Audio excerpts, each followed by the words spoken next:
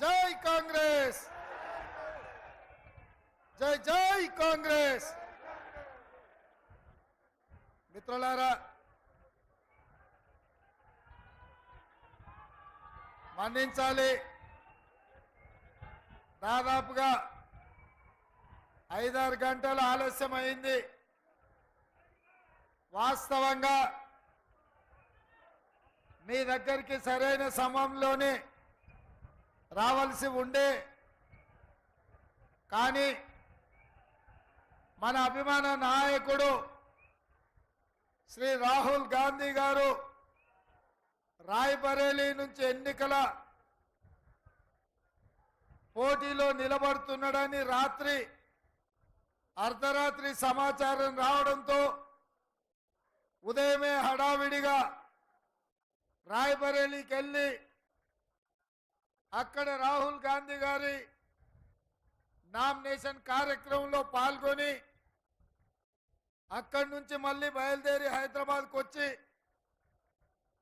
అటు నుంచి ధర్మపురి పోయి అక్కడి నుంచి బై రోడ్ ఆలస్యమైనా ఏది ఏమైనా ఎదురు చూస్తున్న మీకోసం ఈరోజు సిరిసిల్లకు రావాల్సిందే అన్న ఆలోచనతోటి ఇంత ఆలస్యమైన మీ దగ్గరికి వచ్చిన ఇన్ని గంటలు ఎర్రటెండ నుంచి చిమ్మ చీకట్లు పడ్డా మీరందరూ వెల్జాల రాజేందర్ రావు గారిని గెలిపించడానికి కాంగ్రెస్ పార్టీకి అండగా నిలబడడానికి వేలాదిగా ఎదురు చూస్తున్నందుకు మీకు అందరికీ మనస్ఫూర్తిగా ధన్యవాదాలు, కృతజ్ఞతలు.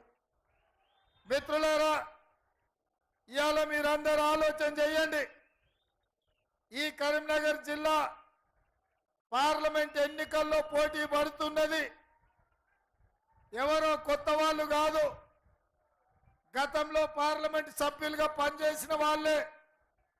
ఒక ఆయన పేరు వినోద్ రావు, రెండో ఆయన పేరు బండి సంజయ్, ఒక ఆయననేమో అపర మేధావి, రెండో ఆయననేమో అరగుండు మేధావి.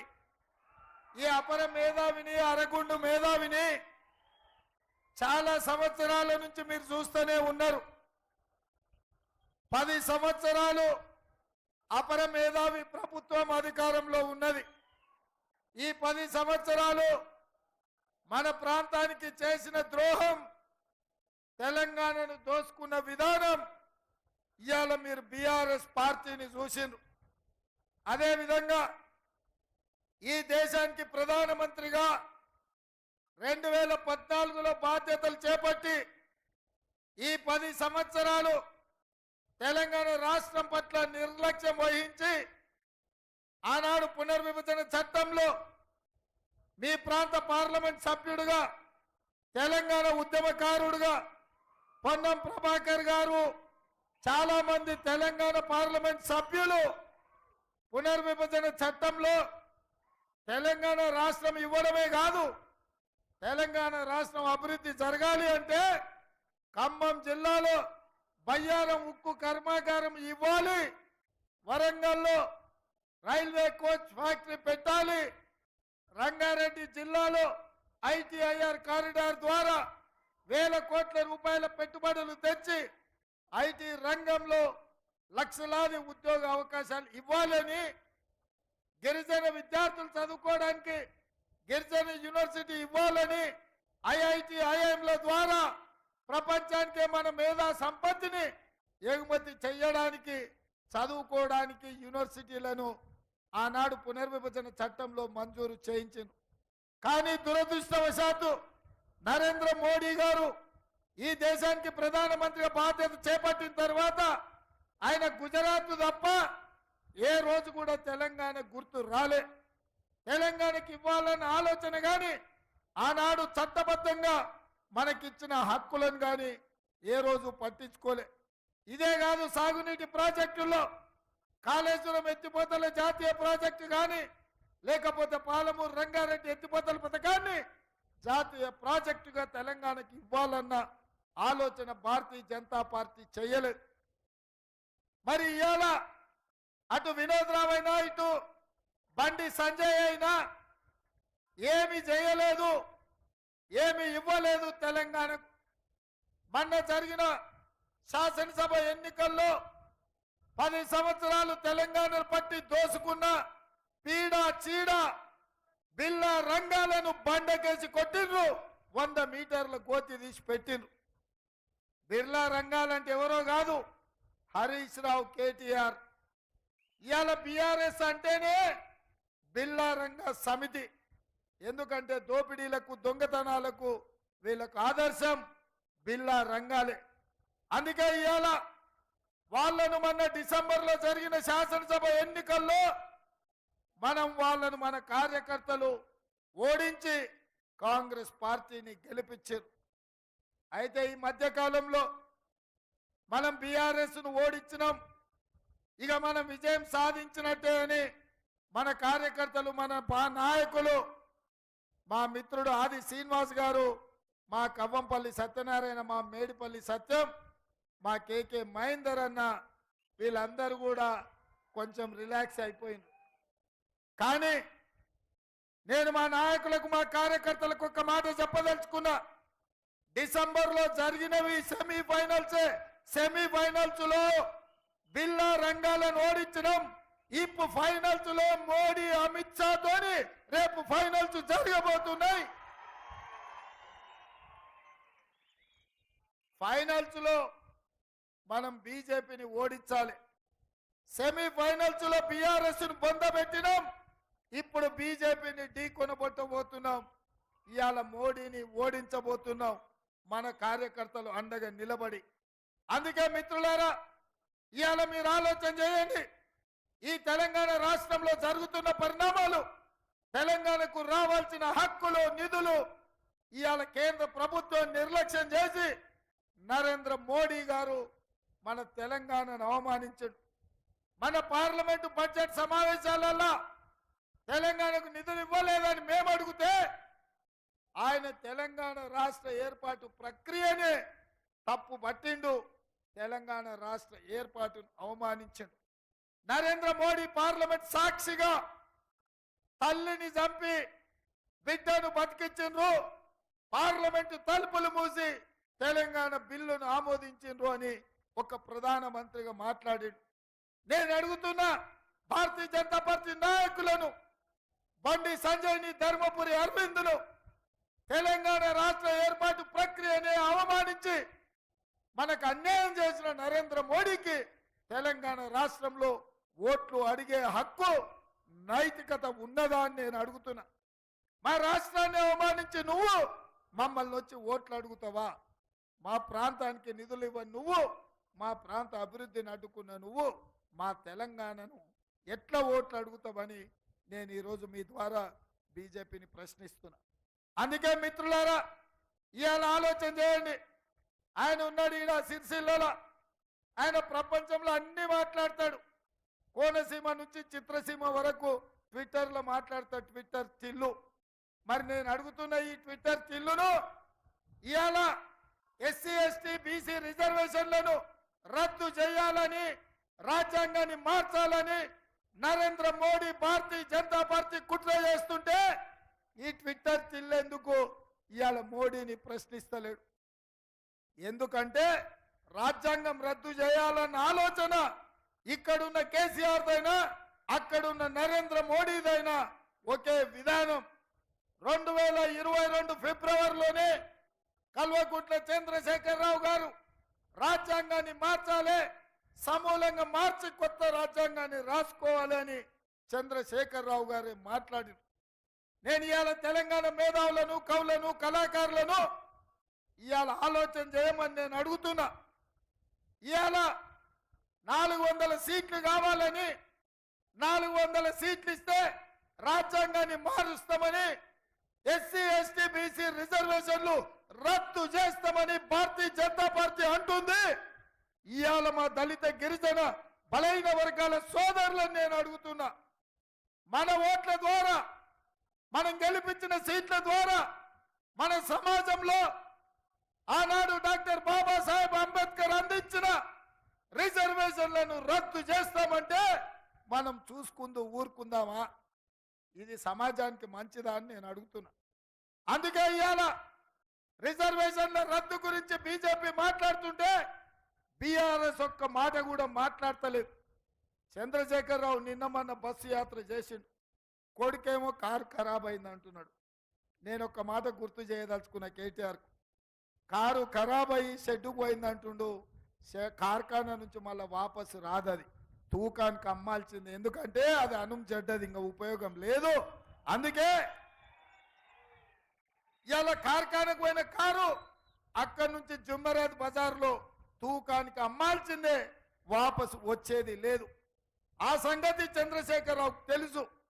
అందుకే నిన్న మన ఆయన బస్ వేసుకొని బయలుదేరింది. నేను చూసిన ఆయన మహబూబ్నగర్ పోయిండు, నాగర్ కర్నూలు పోయిండు, మిర్యాలగూడ పోయిండు, సూర్యాపేట పోయిండు, భువనగిరి పోయిండు. ఆడుకో ఈడుకో తిరుగుతున్నాడు.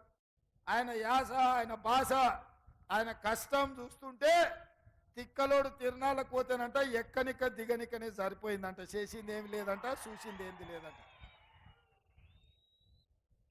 ఆయన మాటలు మొత్తం చూసిన 40 ఏళ్ళ రాజకీయ అనుభవం, కేంద్ర మంత్రిగా, రాష్ట్ర మంత్రిగా, తెలంగాణ రాష్ట్ర మొదటి ముఖ్యమంత్రిగా ఆయన అనుభవంతో కొత్తగా వచ్చిన ఈ ప్రభుత్వానికి ఏమైనా సలహాలు సూచనలు ఇస్తాడేమని ఆయన అవన్నీ ఏమి ఇయ్యలే.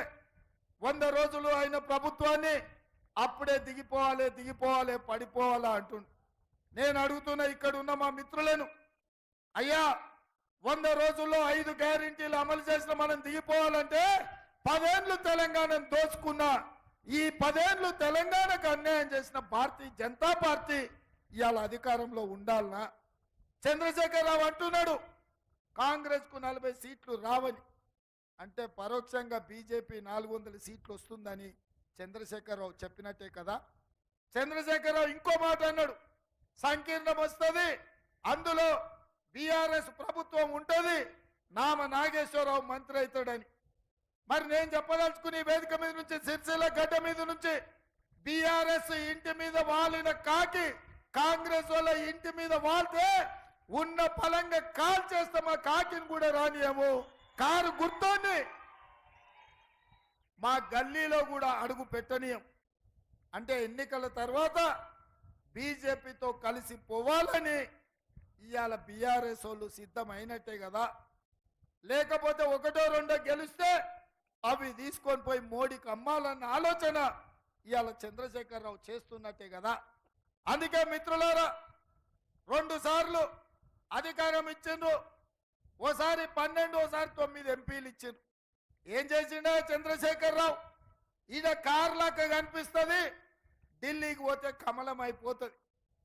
రైతు వ్యతిరేక నల్ల చట్టాలు కావచ్చు, 377 ఆర్టికల్ కావచ్చు, సిటిజన్ అమెండ్మెంట్ యాక్ట్ కావచ్చు, యూనిఫామ్ సివిల్ కోడ్ కావచ్చు, నోట్ల రద్దు కావచ్చు, జిఎస్టీ కావచ్చు, ఈ చట్టాలు తెచ్చినప్పుడల్లా రాజ్యసభలో, లోక్సభలో నరేంద్ర మోడీకి కల్వకుంట్ల చంద్రశేఖరరావు మద్దతు పలికిన మాట వాస్తవం కాదా? ఓట్లేసింది నిజం కాదా? ఇవాళ వీళ్ళిద్దరు కూడబలుక్కొని చీకటి ఒప్పందం చేసుకొని ఎక్కడ కాంగ్రెస్ పార్టీ గెలిచేటట్టుంటే అక్కడ ఒకరికొకరికి అడ్జస్ట్ చేసుకొని ఇవాళ ఎన్నికల బరిలో దిగుతున్నారు. ఇవాళ వినోద్ రావు గారి ప్రచారాన్ని ఒక్కసారి చూడండి, ఎక్కడైనా ప్రచారం జరుగుతుందా? ఎందుకు ఇట్లా వండుకున్నాడు వినోద్ రావు? ఎందుకు బీజేపీని గెలిపించాలనుకుంటున్నాడు? చంద్రశేఖరరావు బిడ్డ బెయిల్ కోసం తెలంగాణను మోడీకి తాకట్టు పెడతాడా? దోపిడీ చేసింది మీరు, దొంగతనం చేసింది మీరు, జైలుకి వెళ్ళింది మీరు.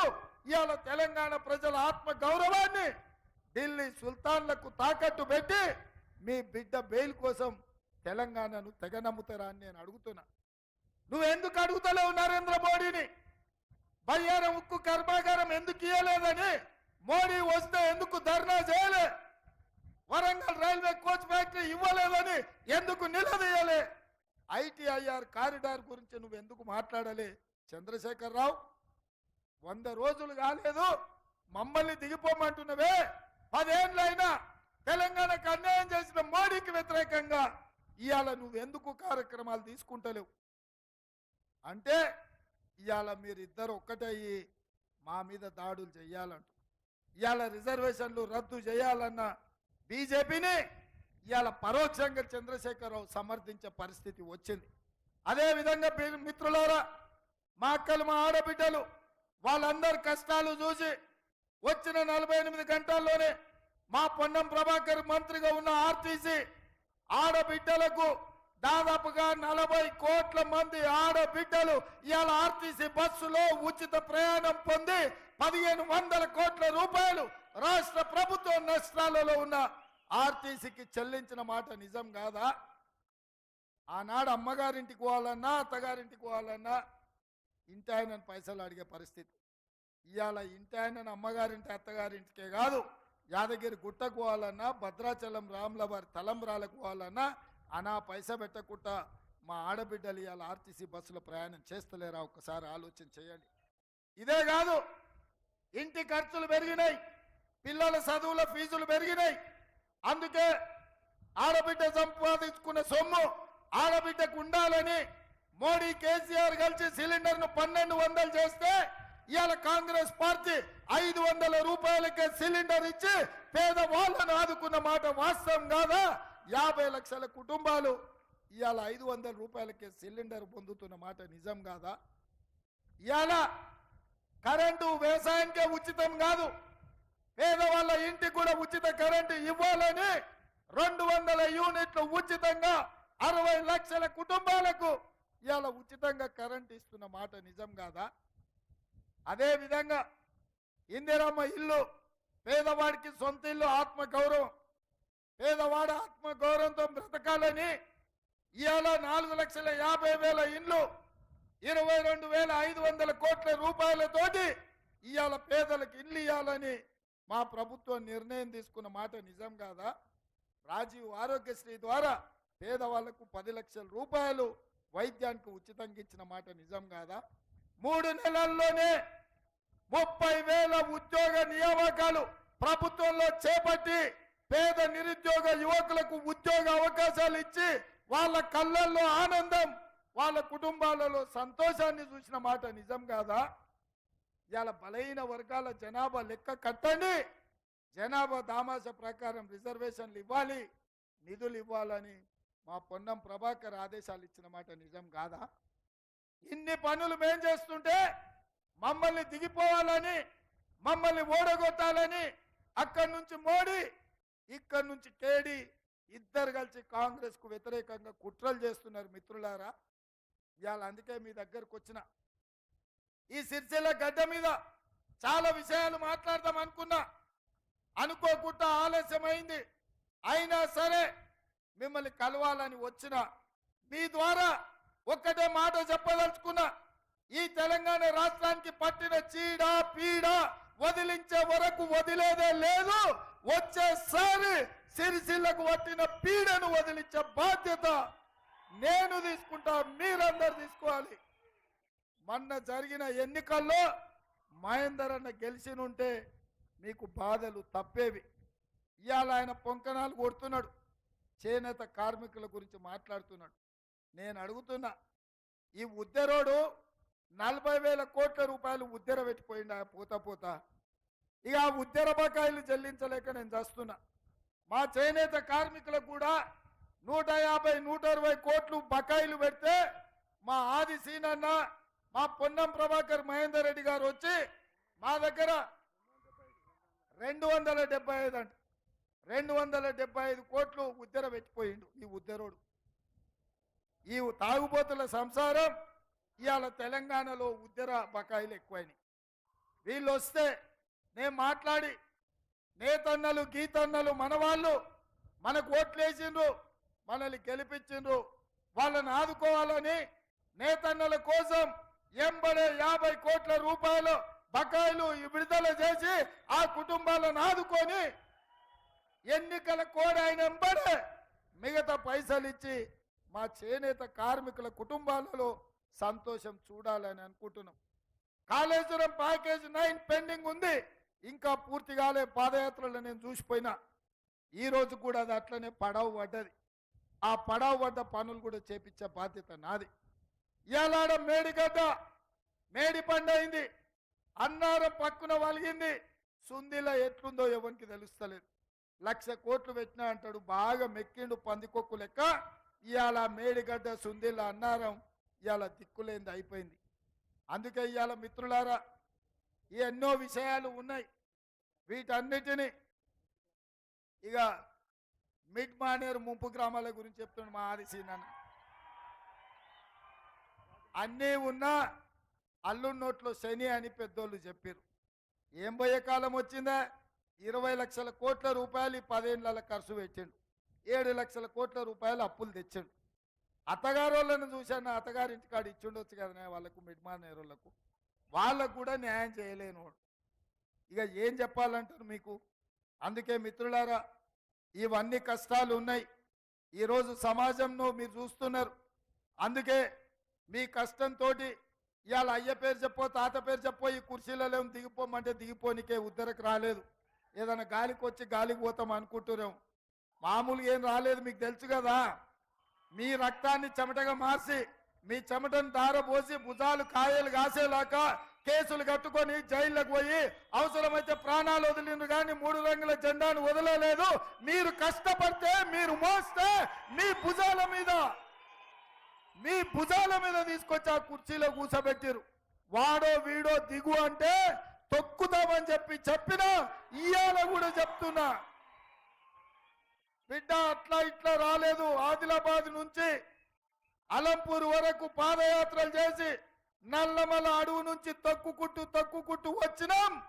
10 ఏళ్ళ కుర్చీలో ఉంటాం. పేద ప్రజలకు ఇచ్చిన మాట నిలబెట్టుకుంటాం.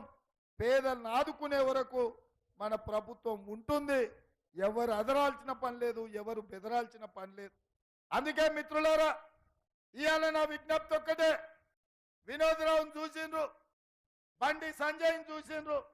వాళ్ళేమో కొత్తోళ్ళు కాదు, కొత్తగా చేసేది లేదు, కొత్తగా చెప్పేది లేదు. అందుకే ఇవాళ మిమ్మల్ని ఒక్కటే అడుగుతున్నా. వెల్చాల రాజేందర్ గారు 10 రూపాయలు ఇంట్లోకెళ్ళి ఖర్చు పెట్టేటోడు. జగపతిరావు గారు 2 సార్లు ఎమ్మెల్యేగా ఎమ్మెల్సీగా తెలంగాణ ఉద్యమకారుడుగా ఈ ప్రాంత ప్రజలకందరికీ తెలిసినోడు. ఇవాళ రాజేందర్ను మీరందరూ ఆశీర్వదించండి. ఇట్లాంటి వాడు చదువుకున్నవాడు ఉంటే ఢిల్లీలో నాకు అండగా ఉంటాడు. మీ చేనేత పరిశ్రమ మీద వేసిన 5% GST మీద పార్లమెంటులో కొట్లాడాలి. రేపు మన ఇండియా కూటమి ప్రభుత్వం వస్తే ఆ ప్రభుత్వంలో మీ సమస్యల్ని పరిష్కరించడానికి రాజేందర్ లాంటి చదువుకున్న వాళ్ళు పార్లమెంట్ సభ్యులు ఉండాలి. నాలాంటి వాళ్లకు రాజేందర్ లాంటి వాళ్ళు తోడుగా ఉంటే ఢిల్లీలో సమస్యలు పరిష్కరిస్తా, సాగునీటి ప్రాజెక్టులను జాతీయ ప్రాజెక్టుల కింద సాధించుకోవస్తా. అందుకే ఇవాళ తెలంగాణకు అక్కడొకటి ఉంది, బీజేపీ ఇచ్చింది. ఒక్కసారి అది ఇక్కడ ఈర్రా. ఏందా అరగుండు తెచ్చిందంటే గాడిద గుడ్డు తెచ్చిండు. మీ అరగుండు బోడిగుండు ఇద్దరు కలిసి తెలంగాణకు తెచ్చింది ఏంటంటే గాడిద గుడ్డు తెచ్చింది. ఇదే కదా. అందుకే ఇవాళ నేను మీకు గుర్తు చేయదలుచుకున్నా. బయ్యారం ఉక్కు కర్మాగారం మనం అడిగితే బీజేపీ ఇచ్చింది. ఏమిచ్చారు మీరు చెప్పాలి, నేను కాదు. బయ్యారం ఉక్కు కర్మాగారం మనం అడిగితే బీజేపీ ఏమిచ్చింది? రైల్వే కోచ్ ఫ్యాక్టరీ మనం అడిగితే బీజేపీ ఏమిచ్చింది?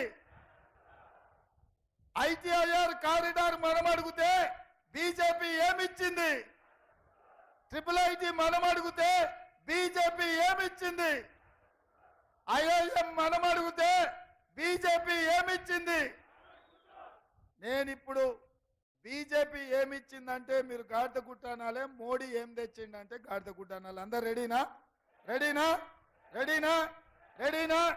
రెడీనా? మా మీడియా వాళ్ళు ఏమంటలేరు. ఏమయ్యా మీకేమన్నా వచ్చింది? ఏం రాలే కదా. మీరు కూడా మా తెలంగాణ బిడ్డలే, మా సోదరులే కదా. మీరు కూడా మాకు తోడు అవ్వాలి. బీజేపీ ఏమిచ్చింది? మోడీ ఏం తెచ్చిండు? బీజేపీ ఏమిచ్చింది? మోడీ ఏం తెచ్చిండు? బీజేపీ ఏమిచ్చింది? మోడీ ఏం తెచ్చిండు? బీజేపీ ఏమిచ్చింది? మోడీ ఏం తెచ్చిండు? బీజేపీ ఏమిచ్చింది? మోడీ ఏం తెచ్చిండు? మరి గాడిద గుడ్డు ఇచ్చిన వాళ్ళకు కర్రు కాల్చి వాత పెట్టాలనా లేదా?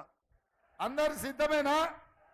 మరి రాజేందర్ అన్న నువ్వు 1,00,000 ఓట్లతో గెలిపించేది పక్కనా పక్కనా పక్కనా పక్కనా నేను 1,00,000 అంటే మీరు పక్కా అనాలి మరి 1,00,000 1,00,000 1,00,000 1,00,000 1,00,000 1,00,000 1,00,000 1,00,000 1,00,000 1,00,000 వేదిక మీద ఉన్న వాళ్ళు చుట్టాల్లాగా కూర్చున్నారా మీరేమో కష్టపడతారంట వాళ్ళేమో ఏసీలో కూర్చుంటారంట ఈసారి వాళ్ళే అనాలి మీరేమనుకోరు వాళ్ళు ఎంత గట్టిగా అంటారో చూస్తా 1,00,000 1,00,000 1,00,000 1,00,000 1,00,000 1,00,000 1,00,000 1,00,000 జై కాంగ్రెస్ జై జై కాంగ్రెస్ హస్తం గుర్తుకే ధన్యవాదాలు సోదరులారా అందరూ జాగ్రత్తగా వెళ్ళండి ఆలస్యం అయింది ఎట్టి పరిస్థితుల్లో కరీంనగర్ గడ్డ